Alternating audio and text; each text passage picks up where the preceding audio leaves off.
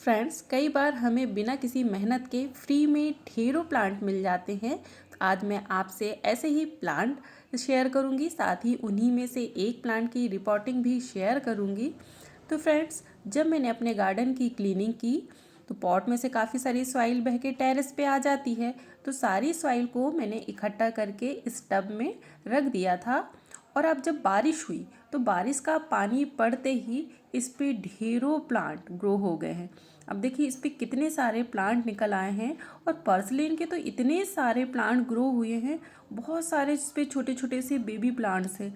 ये देखिए धनिया और ये ग्लाडिया का प्लांट भी इस पे ग्रो हो गया है। ये कुछ एक मॉस रोज के प्लांट भी इस पे ग्रो हो गए हैं और ये छोटे छोटे से एस्टर के प्लांट भी हैं इस पे। तो ढेर सारे प्लांट मुझे फ्री में मिल गए हैं। और ये जो पर्सलिन के प्लांट हैं ना, जो सेल्फ सीडलिंग से ग्रो हुए हैं, तो ये विंटर सीजन में भी फ्लावरिंग करते हैं। खैर मेरे पास विंटर सीजन के काफ़ी सारे प्लांट हैं, तो मैं इन्हें अलग पॉट तो नहीं दूंगी, लेकिन मैं इन्हें दूसरे प्लांट के साथ लगा दूंगी। तो फिर ये सारा विंटर फ्लावरिंग करते रहेंगे। और जो आप ये बेलपत्र का प्लांट देख रहे हैं, यानी वुड एप्पल का, ये भी मुझे फ्री में ही मिला है। मैंने आप लोगों से वुड एप्पल का फर्टिलाइज़र शेयर किया था, तो शायद कुछ सीड मुझसे पॉट में चले गए होंगे। तो इसके मुझे कम से कम 10 या 12 प्लांट मेरे गार्डन में ग्रो हो गए थे। तो कुछ प्लांट तो मैंने किसी किसी को दे दिया जिन्हें चाहिए था। और अभी भी इस पे 3 प्लांट लगे हुए हैं। और ये वाला तो देखिए कितना ज़्यादा बड़ा हो गया है, ये काफ़ी बड़ा हो गया है। और वुड एप्पल का तो ट्री होता है, तो मैं इसे अगर पॉट में रखूँगी तो इसकी रूट बहुत ज़्यादा फैलती है, ये पूरे पॉट को डैमेज कर देगा। तो आज मैं इसकी रिपोर्टिंग करने वाली हूँ।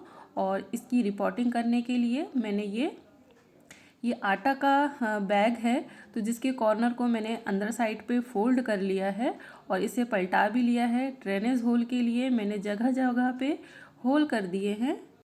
तो मैंने इस ग्रो बैग के चारों साइड पे ढेर सारे होल कर लिए हैं ताकि इस पे से पानी अच्छे से ड्रेन आउट हो सके।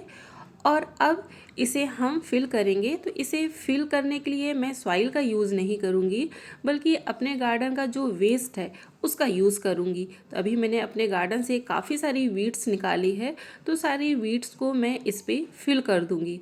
फ्रेंड्स, ये वीड्स भी हमारी बहुत ज़्यादा काम की है, ख़ास तौर पे विंटर सीजन में, क्योंकि विंटर सीजन में हमारे प्लांट को नाइट्रोजन की ज़्यादा आवश्यकता होती है। और इन ग्रीन प्लांट्स में नाइट्रोजन काफ़ी ज़्यादा होती है। तो ये हमारे प्लांट के लिए बहुत ज़्यादा यूज़फुल है।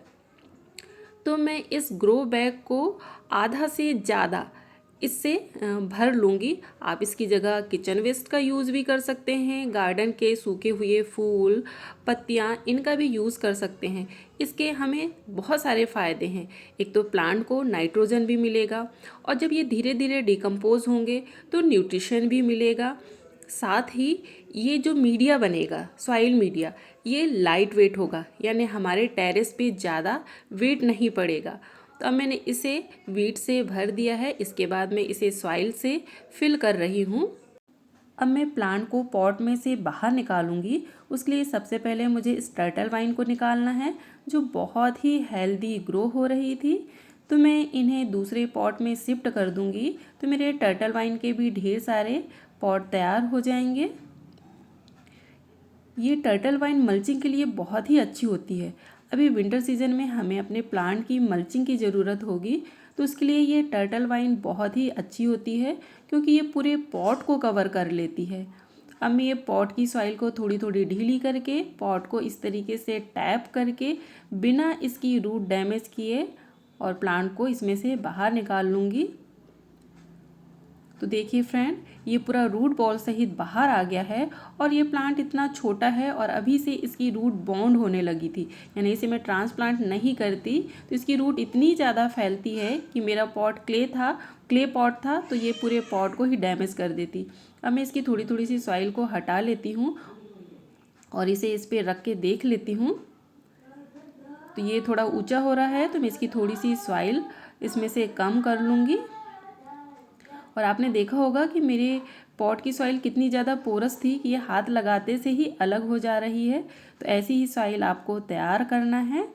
और अब इसमें हम चारों तरफ सॉइल फिल कर देंगे। सॉइल को हल्का हल्का दबाकर ही फिल करना है। और ये जो एक प्लांट बचा है इसे भी मैं इसी में लगा देती हूँ, क्योंकि मेरे पास अभी पॉट खाली नहीं है।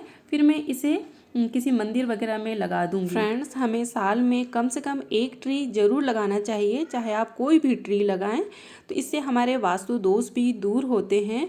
और यदि आप ऐसे प्लांट लगाते हैं जिन्हें शुभ माना जाता है, जैसे आंवला, पीपल, बरगद, नीम हो गया, शमी प्लांट और बेलपत्र, तो ये और भी ज़्यादा शुभ माने जाते हैं। तो इस तरीके से हम अपने एनवायरनमेंट को भी सेव कर सकते हैं और अपनी लाइफ में भी हैप्पीनेस ला सकते हैं। तो आइए फ्रेंड, हम सब मिलकर प्रकृति को बचाएं, एक कदम जिंदगी की ओर बढ़ाएं।